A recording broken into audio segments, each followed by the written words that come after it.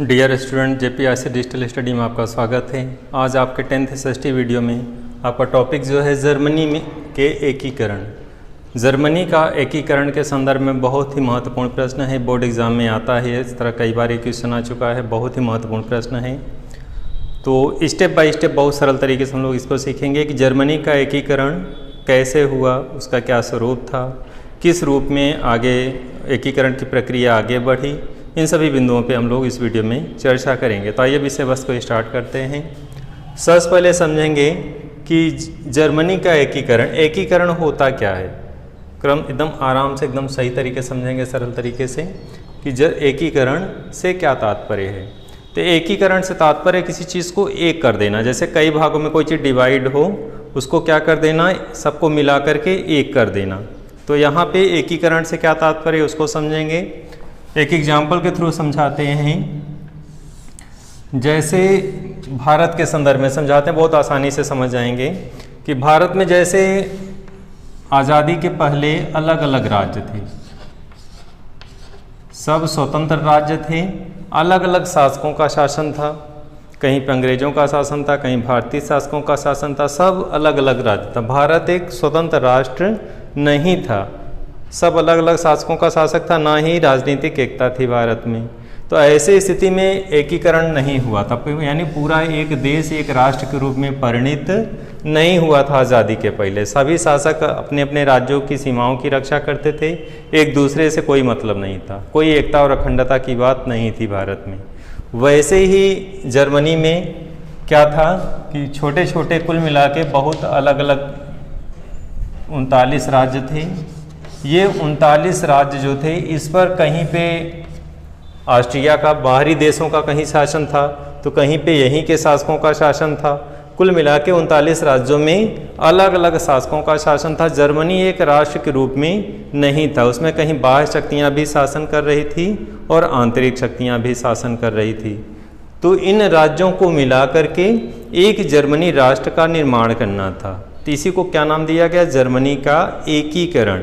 यानी जो इतने 39 जो राज्य थे 39, इन सभी को मिला करके एक जर्मनी राष्ट्र के रूप में बनाना था। क्योंकि इन राज्यों में बाहरी शक्तियों का भी इसमें अधिकार था, उनका आधिपत्य था, वो भी शासन करते थे, और यहाँ के राजा तो शासन करते ही थे। तो इस तरह से स्वतंत्र नहीं था जर्मनी, सब अलग अलग राज्यों पे अलग अलग शासकों का शासन था, जो एकता और अखंडता बाधित थी। कई समस्याएं थी जर्मनी में शुल्क को लेकर के, अलग अलग राज्यों में अलग अलग तरीके से शुल्क लगाए जाते थे, जिसमें व्यापारियों को असुविधा होती थी, परेशानी होती थी। तो इस तरह से जर्मनी राज्य 39 राज्यों में बटा हुआ था। इन राज्यों, चूँकि बाहरी शक्तियाँ भी इन राज्यों पे शासन कर रही थी। अब एकीकरण में करना क्या था, इन राज्यों को मिला करके एक करना था। जो अलग अलग राज्य थे, इन्हीं राज्यों को मिला करके क्या करना था, एक करना था। और सबको मिला करके जब एक राष्ट्र बन जाता, तब वो जर्मनी राष्ट्र एकता और अखंडता के रूप में परिपूर्ण होता। तो ऐसे स्थिति में इसी को जो एक किया गया, इसी का नाम क्या दिया गया, जर्मनी का एकीकरण। तो जर्मनी के स्वतंत्र राज्यों को आपस में मिला करके 1971 में क्या बनाया गया, एक राष्ट्र राज्य जर्मन साम्राज्य का निर्माण किया गया है। तो ये एकीकरण की प्रक्रिया जो है कब जाके पूरी होती है, 1871 में। तो इस तरह से जर्मनी के एकीकरण की प्रक्रिया 1871 में पूरी होती है। इसके पहले ये 39 राज्यों में अलग अलग क्षेत्रों में बटा हुआ था, जिस पर बाह्य अलग अलग शक्तियों का इस पर शासन था। तो एकीकरण की स्थिति को समझ गए कि एकीकरण क्या है, यानी सभी राज्यों को मिलाकर के एक करने से तात्पर्य है। यानी जर्मनी के एकीकरण से तात्पर्य कि जर्मनी राष्ट्र राज्य बनने के पहले स्वतंत्र राष्ट्र नहीं था, उस पर अलग अलग शक्तियों का, अलग अलग शासकों का शासन था। इन सभी राज्यों को बाह्य शक्तियों से मुक्त करा करके उन्हें एक करना ही क्या कहलाएगा, जर्मनी का एकीकरण। तो यही एकीकरण की कार्य की प्रक्रिया आगे की गई, इसी प्रक्रिया को नाम दिया गया जर्मनी का एकीकरण। आए हम लोग आगे बढ़ते हैं, जर्मनी के एकीकरण की परिस्थितियां समझेंगे। जर्मनी के एकीकरण के समय, उस समय प्रशा का शासक विलियम प्रथम था, तथा बिस्मार्क जो था उसका प्रधानमंत्री था। उसने बिस्मार्क को प्रधानमंत्री नियुक्त किया, और इस तरह से दोनों ने मिलकर के जर्मनी के एकीकरण की प्रक्रिया को आगे बढ़ाया। इसी क्रम में समझेंगे कि कुछ परिस्थितियां और थी। एकीकरण की प्रक्रिया तीव्र कैसे हुई, कैसे एक प्रकार से वातावरण निर्मित हुआ, कैसे सभी राज्य सोचने लगे कि पूरे जर्मनी राज्यों को एक संघ के रूप में राज्यों को स्वतंत्र करा करके बाह्य शक्तियों से मुक्त करा करके एक राष्ट्र के रूप में परिणित किया जाए। तो इसके पीछे का उद्देश्य जो था कि जर्मनी में बाह्य शक्तियों का शासन था, आंतरिक शक्तियों का भी शासन था, शुल्क संबंधी समस्याएं उस समय थी, अलग अलग राज्यों में अलग अलग शुल्क थे। और इसी के साथ जो जर्मनी के पूर्व में मतलब कई बार क्रांतियां यहाँ पे जर्मनी में हुई, तो जो पिछली क्रांतियां जो थी उसका भी प्रभाव था। लोग अब एकजुट होना चाहते थे, एक राष्ट्र के रूप में जर्मनी को देखना चाहते थे। क्योंकि जर्मनी में अलग अलग शक्तियां शासन कर रही थी, शोषण कर रही थी, तो ऐसी स्थिति में लोगों की आवाज़ उठने लगी थी, लोग एकजुट होने लगे थे। राष्ट्रीयता की भावना भी तीव्र हो गई थी। उस टाइम में यूरोप में राष्ट्रवाद का विकास हो रहा था। तो बहुत सारी ऐसी परिस्थितियां निर्मित हुई जिससे लोगों को लगा कि जर्मनी को एक राष्ट्र राज्य के रूप में परिणित होना चाहिए।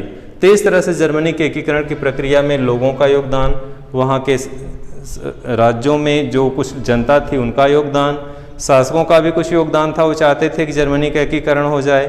तो इस तरह से जर्मनी के एकीकरण में बहुत सारे फैक्टर थे जो सब लोगों ने मिल करके जर्मनी के एकीकरण की प्रक्रिया को एक नया दिशा प्रदान किया, जिससे यह कार्य पूर्ण हो सका।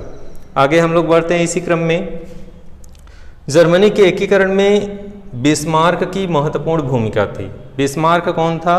तो बिस्मार्क, जैसा हमने इसके पहले बताया था कि प्रशा के शासक विलियम प्रथम, प्रशा के शासक विलियम प्रथम ने बिस्मार्क को क्या बनाया था? प्रधानमंत्री। अब आपके समझ में नहीं आया होगा कि प्रशा क्या है एक जर्मनी का, या विलियम प्रथम कौन है। तो एक एग्जाम्पल के थ्रू समझाते हैं कि जर्मनी का जो कंप्लीट जो राज्य था,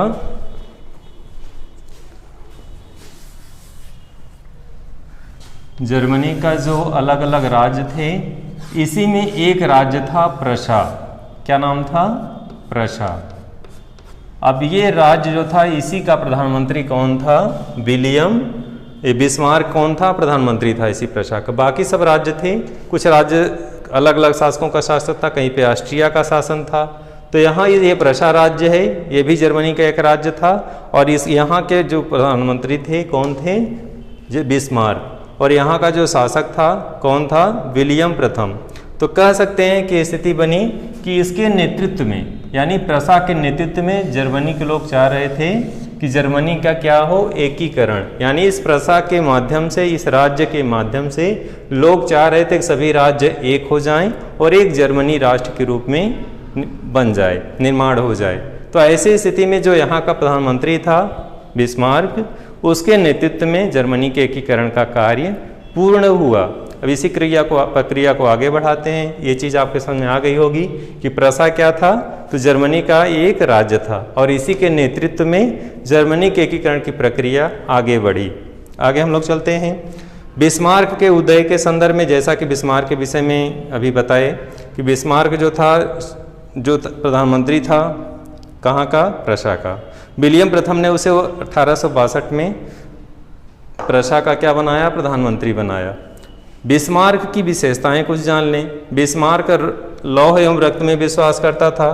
तो रक्त और लौह में विश्वास करने के कारण जो है उसकी नीतियां भी इसी तरह की थी। तो रक्त एवं लौह नीति इसकी थी। रक्त मतलब खून होता है, लौह मतलब तलवार से संबंधित है। यानी वह जो है युद्ध और तलवार पे विश्वास करता था। कहता था कि साम्राज्य को ठीक करना है, समस्याओं का हल करना है, शांति व्यवस्था को कायम करना है, तो तलवार के बल पे, युद्ध के बल पे ही ये सारी चीज़ें संपादित हो सकती हैं।